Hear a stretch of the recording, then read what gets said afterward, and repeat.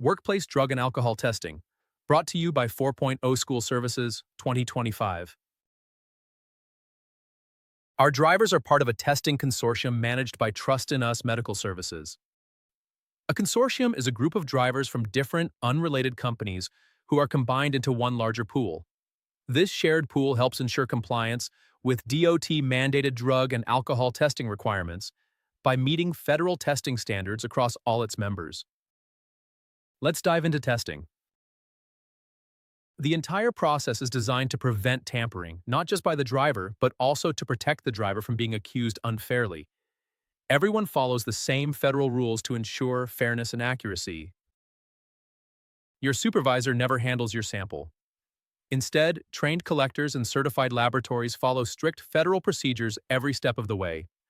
Most importantly, you are directly involved in sealing and verifying your sample. Your initials on the vials serve as your personal confirmation. When it's time for a drug test, you'll provide a urine sample at a certified collection site by the collector. At the time of testing, you initial the test to verify it as your sample. Those two samples are then sent to a laboratory for analysis. Once the lab completes testing, a medical review officer, often called an MRO, will review the results. If anything unexpected shows up, the MRO may contact you directly to ask about any valid prescriptions you might have before making a final determination. What if I can't go? Also known as shy bladder syndrome, this situation isn't uncommon. If you're unable to provide a sample right away, don't worry. The collector will work with you for up to 3 hours. You'll need to stay at the testing site and sip water until there's enough to complete the test. It's not a race, but your kidneys are definitely on the clock. What do I need to know about THC and CBD? Let's take a minute to talk about CBD, something you might see in stores or hear people talk about for pain, anxiety, or sleep. CBD, or cannabidiol, is a chemical found in the cannabis plant. It's important to know that CBD is non-psychoactive. That means it does not make you feel high. You'll find CBD in things like oils, lotions, gummies, and other over-the-counter wellness products. Here's the critical warning for anyone in a safety-sensitive job like school bus or van driving. Even if a product is labeled as pure CBD, it may still contain small amounts of THC. That's the chemical in marijuana that causes a high. And even a small amount of THC can lead to a positive drug test under federal drug testing rules. So, while CBD might seem harmless, it carries a real risk if you're in a federally regulated position. If THC shows up on your drug test, even from a CBD product, you could face serious consequences, including being removed from duty. Let's talk for a moment about something that's becoming more common: THC drinks.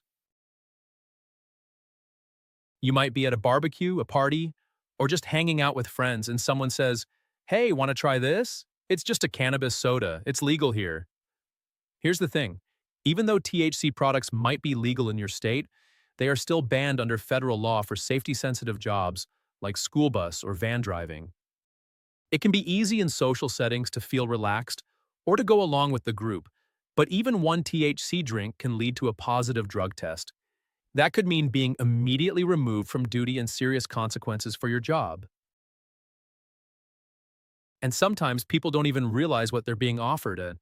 Some drinks look like normal energy drinks or sodas, but if they contain THC, you're responsible for what's in your system. We're not here to tell you how to live your life. We're here to remind you to protect your career and stay safe. Here are the 4 main types of tests in your workplace. Pre-employment, done before starting any safety-sensitive duties. Random testing. These are unannounced screenings. Post-crash testing. This is common after certain types of accidents. And reasonable suspicion, based on observed unusual behaviors. Let's talk about random drug testing. Random drug testing is done 3 times a year. Your name may not come up all year, or it could be called every time. It's like the lottery. No employee of 4.0 has any control of when or how a name is chosen during the random drug testing process. Let's take a moment to talk about something we hope never happens, but we still need to be prepared for: a post-crash drug and alcohol test. If a school bus or van is involved in an accident, federal regulations may require drug and alcohol testing. not because anyone is being accused of doing something wrong, but because it's a standard part of the safety process. Here's when post-crash testing is required under FMCSA rules. If someone is killed in the crash, testing is always required no matter who was at fault. If someone is seriously injured and receives medical attention away from the scene and the driver receives a ticket, they are tested.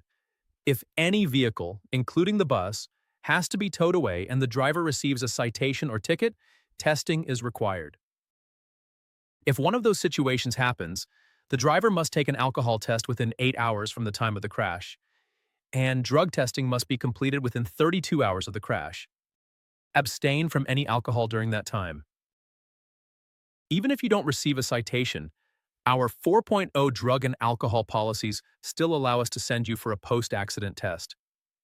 In most cases, this is done to protect you in the event of any legal action or investigation.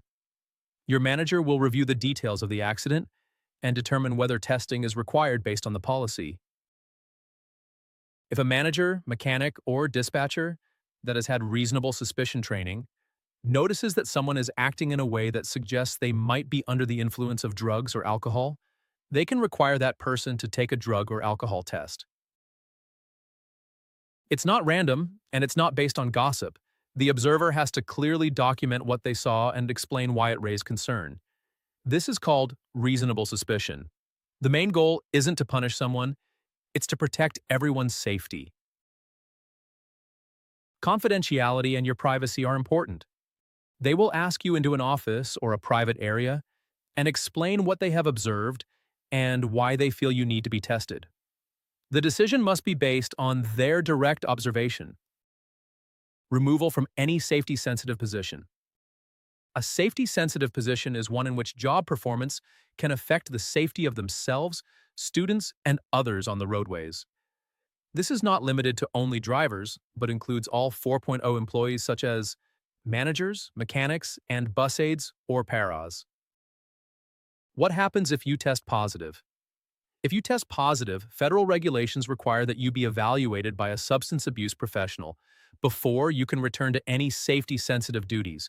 This is mandatory and not optional.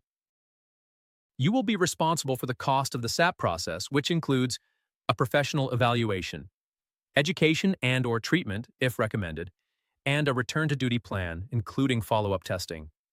Only after successfully completing the SAP process and receiving clearance can you be considered for return-to-duty testing and eventually resume driving. Every action you take on the road impacts not only your own well-being, but the safety of everyone around you. By staying committed to the policies, practices, and procedures we've discussed today, we're all playing our part in creating a safer, more responsible workplace. Here at 4.0, safety isn't our goal, it's our standard.